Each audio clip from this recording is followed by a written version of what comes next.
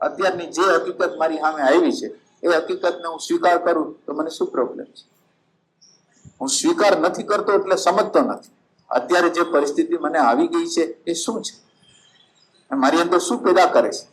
હું એટલો બધો સાવધાન થઈ જાઉં કે આ પરિસ્થિતિ માટે મારી જો રિસ્પોન્સિબિલિટી હોય તો આ પરિસ્થિતિ ક્યારે કરતા ક્યારે મારા જીવનની અંદર નિર્માણ ન થાય એવી મારી અંદર એવું જ્ઞાન પ્રગટ કરું તો આ પ્રકારની સિચ્યુએશન મારા જીવનની અંદર કોઈ દી પ્રગટ ના. અને તમે ખાલી ઓબ્ઝર્વેશન કરશો ને, જે પ્રકારના વિચારો કરતા હોય ને, સારા નરસા પ્રેમ વાળા હોય, ભાવ વાળા હોય એવા લોકોને જોજો, બહુ અહંકારી માણસો હોય એને જોજો. તમે ઓબ્ઝર્વેશન કરજો, એના જીવનના પ્રસંગો જોજો, ભાવવાળાના પ્રસંગો જોજો, બધાના જુદા જુદા બુદ્ધિવાળા માણસોના પ્રસંગો જોજો. તમને એમ થશે કે એના અંદર જે પ્રકારના અણુ પરમાણુ છે એ પ્રમાણે બની. તો આમાં જવાબદારી ભગવાનની તો નથી. અને બીજું શું થાય, દુઃખ છે ને, એટલે દુઃખ છે હવે દાખલા તરીકે તમને કોઈ પણ પ્રકારની પરિસ્થિતિ આવી ગઈ, વિપરીતતા આવી ગઈ, એ વિપરીતતાની અંદર તમારી અંદર પ્રેમ ટકશે?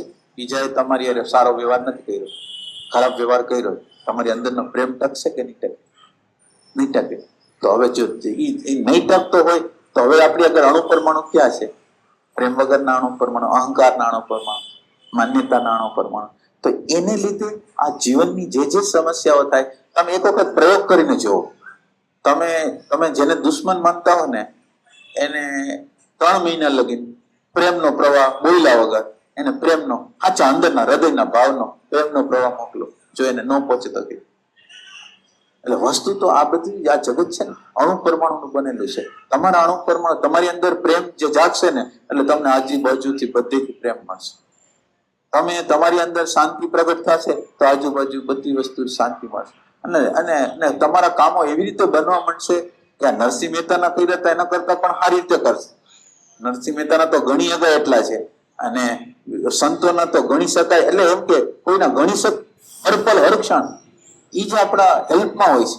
એ જ આપણે અંદર કોઈ પણ પ્રકારના અંદર આટલો સંકલ્પ, આટલો વિચાર છે એ બાકી ના રાખે. આ અસ્તિત્વને એટલી કમાલ છે કે અસ્તિત્વને તમે સમર્પિત થઈ જાઓ તો અસ્તિત્વ તમે ન કલ્પના કરી શકો એવી વસ્તુ આપે, તમે જેનો વિચાર ના કરી શકો એવી વસ્તુ આપે. અને સેજ તમારો સંકલ્પ થયો હોય તો એ જેમ કોઈ રાજા મહારાજા હોય એનો બોલ કેમ ન ઉઠાપે, એમ તમારો બોલ છે એ ક્યારે નકામો ના છે. એવી તાકાત છે આપણા અસ્તિત્વની અંદર. જો આપણી સુરતાને આપણે જોડી શકીએ તો પછી બધી સમસ્યાઓ, બધા પ્રશ્નો છે એનો અંત છે.